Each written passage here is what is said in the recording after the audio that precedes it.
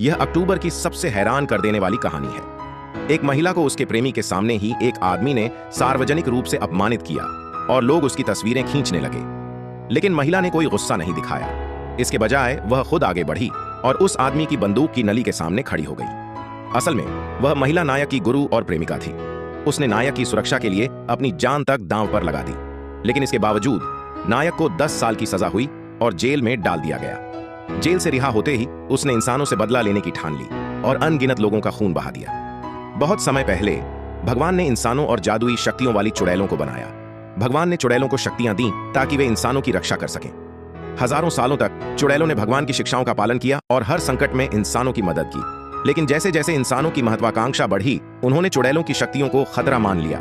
इंसानों ने तकनीक का इस्तेमाल करके चुड़ैलों का खात्मा करने की योजना बनाई। इस कहानी में काव्या एक भागती हुई बर्फीली जादूगरनी है और नायक इंसानों की तरफ से लड़ रहा है। एक दिन भागते हुए काव्या और नायक को सैनिकों ने घेर लिया। काव्या ने आसानी से उन पर विजय पा ली, लेकिन तभी उनके नीचे से एक ताकतवर ऊर्जा उठी। यह इंसानों द्वारा विकसित नई तकनीक थी जो सैटेलाइट के जरिए उन्हें एक स्थान से दूसरे स्थान पर भेज सकती थी। दोनों जब होश में आए तो उन्होंने खुद को फांसी के मंच पर पाया। नायक ने काव्या से भागने को कहा और अपनी जादुई शक्तियों से समय निकालने की कोशिश की, लेकिन सुरक्षा गार्ड्स ने उसे पकड़ लिया। इस बीच काव्या ने राजा को धमकी दी कि अगर उसने नायक को नहीं छोड़ा तो वह हर किसी का खात्मा कर देगी। राजा ने पहले ही इसकी तैयारी कर रखी थी। उनके पास एक ऐसा उपकरण था जो जादुई शक्तियों को निष्क्रिय कर सकता था। जैसे ही काव्या की शक्तियां गायब हुईं, राजा ने उसके सामने हजारों की भीड़ के बीच उसे अपमानित किया और थप्पड़ मारा। भीड़ इस दृश्य से बेहद उत्साहित हो गई। नायक ने काव्या की मदद करने की कोशिश की, लेकिन उसे जमीन पर दबा दिया गया। तभी राजा ने गार्ड्स को आदेश दिया कि नायक को मार दिया जाए।